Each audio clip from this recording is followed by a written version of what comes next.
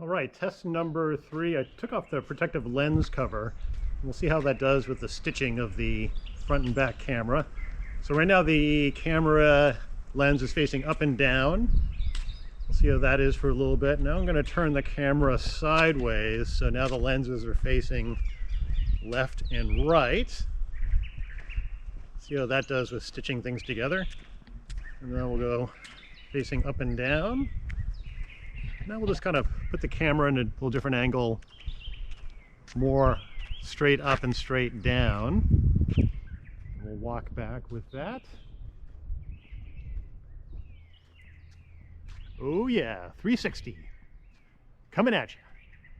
Now I'm going to turn the camera actually a full 180 to change the lens direction, see if that does anything. Back around. And there we go.